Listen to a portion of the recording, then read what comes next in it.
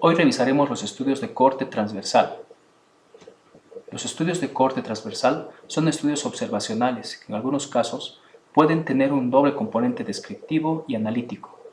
Cuando tienen predominio descriptivo, son llamados también estudios de prevalencia, cuya finalidad es estudiar la frecuencia y distribución de un evento, documentando la información de varias características de un grupo de sujetos de investigación, medidos una sola vez en un momento determinado en el tiempo.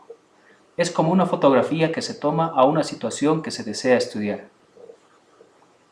Dentro de sus características generales, todas las mediciones se realizan en una sola ocasión. No existen periodos de seguimiento. Pueden desarrollarse en un punto fijo o en un intervalo de tiempo. Si es en un punto fijo, da lugar al cálculo de la prevalencia de punto o prevalencia puntual. Si es en un intervalo de tiempo, da lugar al cálculo de la prevalencia lápsica o prevalencia de periodo, y permiten describir variables, su frecuencia y su distribución. Pueden sugerir asociaciones entre una determinada exposición y una enfermedad, pero no comprobarlas, tal es el caso de los estudios transversales analíticos. Miden exposición y enfermedad simultáneamente, es decir, que en un mismo momento miden exposiciones como el hábito de fumar, la edad, el género, nivel socioeconómico, etc., y variables resultados como enfermedad o condición de salud. Su unidad de medición es la prevalencia, es decir, la proporción de individuos que sufre el evento en una población en un momento determinado. Miden los elementos básicos en epidemiología: persona, lugar, tiempo y exposición. Para elaborar un estudio de corte transversal, consideramos los siguientes pasos básicos. Primero, la pregunta de investigación, que además deberá incluir la formulación del objetivo general y los objetivos específicos. Los estudios de corte transversal no tienen hipótesis, a menos que se trate de un estudio de corte transversal analítico, donde por lo menos un objetivo específico sugiera alguna asociación. Luego se debe definir el universo de estudio y la población a estudiar, el tiempo y el lugar. Es importante determinar cuidadosamente el tamaño de la muestra para que sea representativa de una población de estudio. La muestra es un grupo de sujetos pertenecientes a la población de estudio. Este grupo seleccionado deberá reflejar las características que se pretenden estudiar de la población base. Para determinar el número de sujetos que deben conformar este grupo, el investigador requiere conocer algunas características de la población de estudio y establecer ciertos criterios. Los criterios a fijar son: el nivel de significancia estadística, que de manera habitual se fija en 95%. Del nivel de significancia se calcula el valor de la desviación normal, que para 95% es 1,96. Este dato se representa con la letra Z. La precisión del estudio, que es el margen de error que esté dispuesto a aceptar el investigador, se representa con la letra D minúscula y que generalmente se fija en 5%. Es necesario conocer también la prevalencia de la característica a estudiar en la población de estudio, lo cual se representa con la letra P mayúscula. En caso de contar con el número total de la población, puede utilizarse la fórmula de cálculo de tamaño muestral para poblaciones finitas, representado con la letra N. Aquí tienen la fórmula de cálculo de tamaño muestral para poblaciones infinitas, que se utiliza cuando se desconoce el número de sujetos en la población de estudio. Y también tienen la fórmula de cálculo de tamaño muestral para poblaciones finitas, donde se requiere conocer el número de sujetos que tiene la población de estudio. Existen en Internet muchas páginas que de forma gratuita realizan el cálculo de tamaño muestral. Todas ellas permiten al investigador elegir el nivel de significancia estadística y la precisión o margen de error, así como incorporar el número de sujetos de la población o la prevalencia de la característica a estudiar.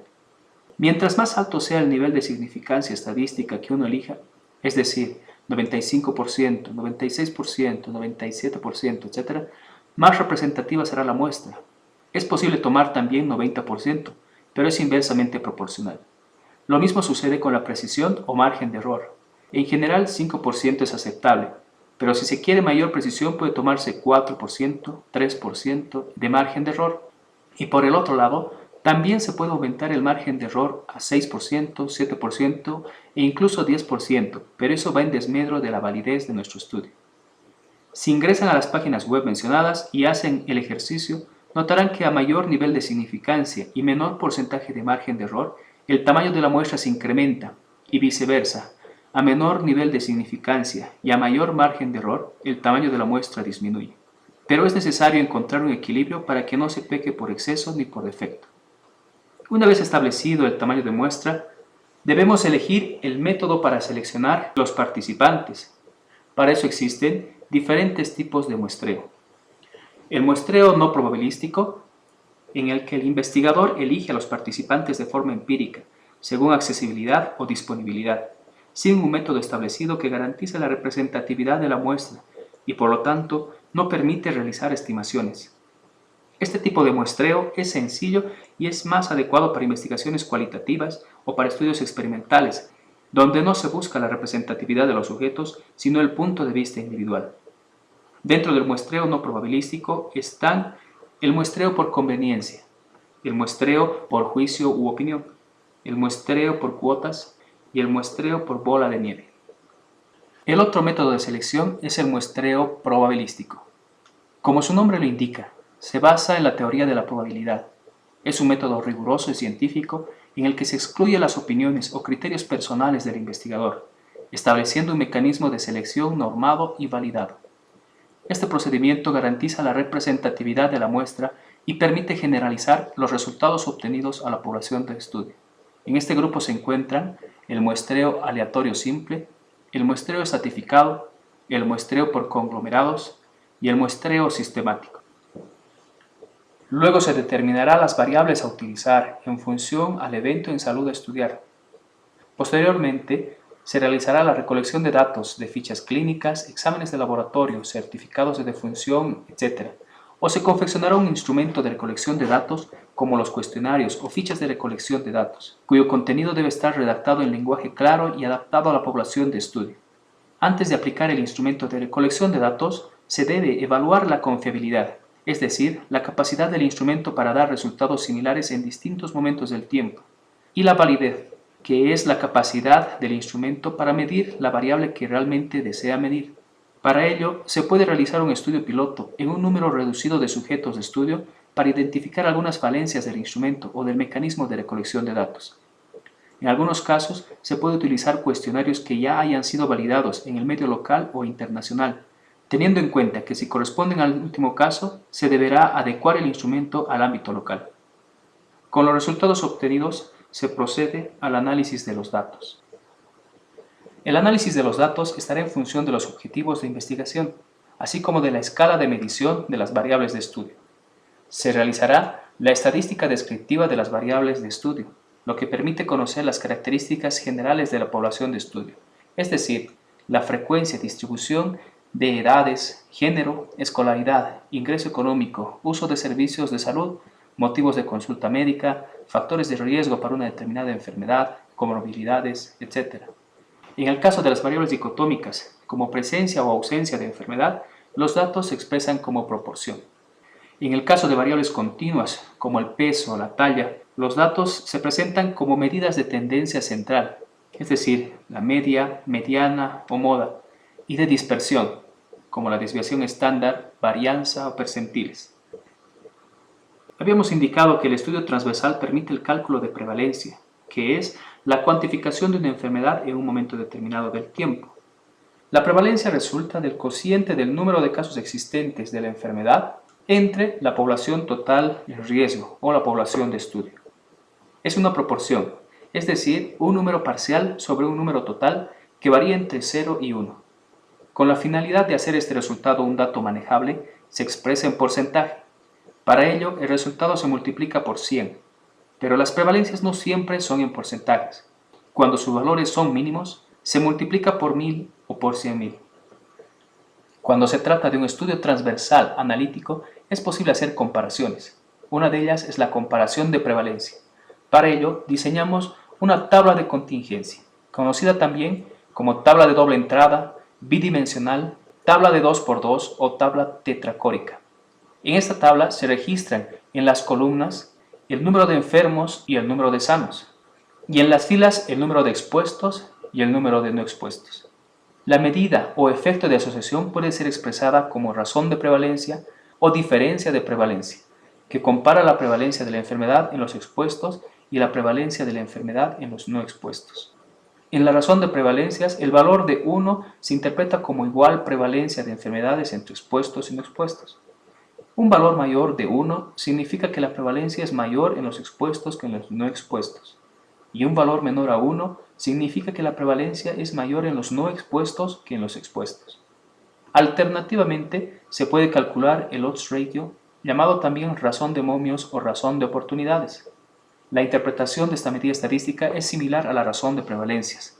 Un valor de 1 se interpretará como igual posibilidad de enfermar entre expuestos y no expuestos. Un valor mayor de 1 significará que la probabilidad de enfermar es mayor en los expuestos que en los no expuestos.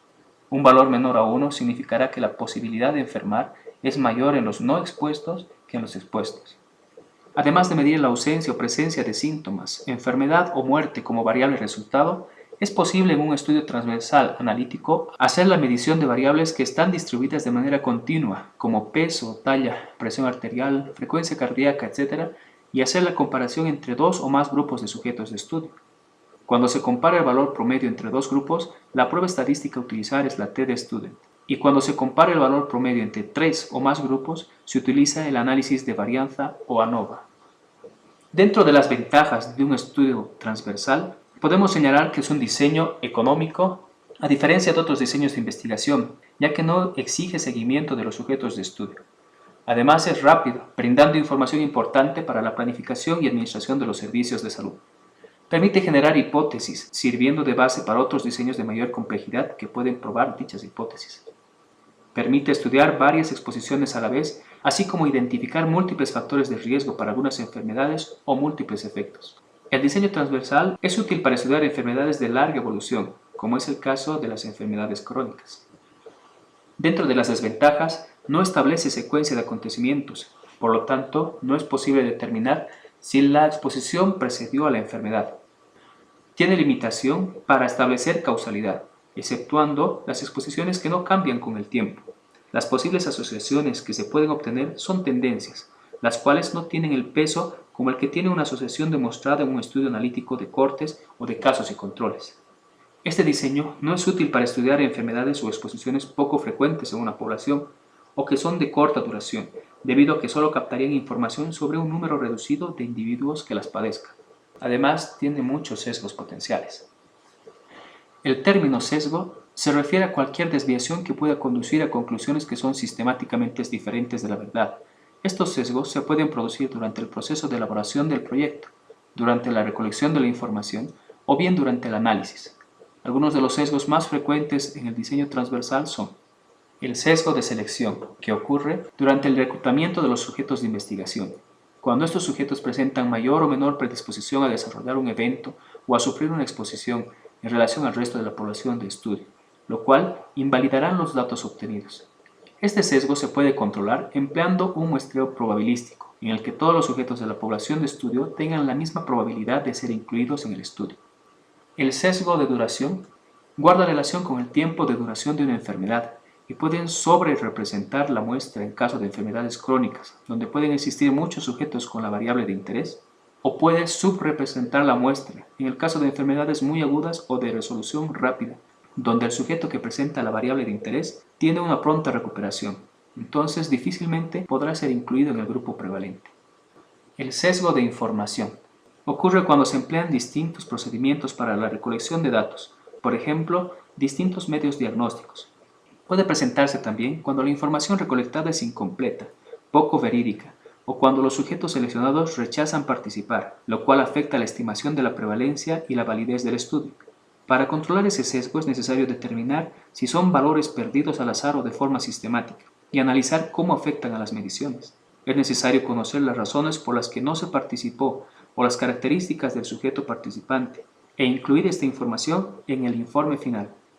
El sesgo de memoria, que ocurre cuando se investiga sobre exposiciones o eventos pasados. Algunos sujetos que han sufrido una experiencia traumática tienden a recordar con más detalle las exposiciones en relación de quienes no han sufrido dicha experiencia. El producto es una información desigual que afecta también a la validez de los resultados. Aquí tienen algunas referencias a las que pueden recurrir para profundizar más en detalle acerca de algún diseño de investigación en específico. Espero les haya sido de mucha ayuda y les invito a participar activamente en el foro de preguntas al docente que se encuentra disponible en la página del taller. Allí pueden realizar preguntas acerca de los temas que iremos desarrollando en este módulo. Gracias.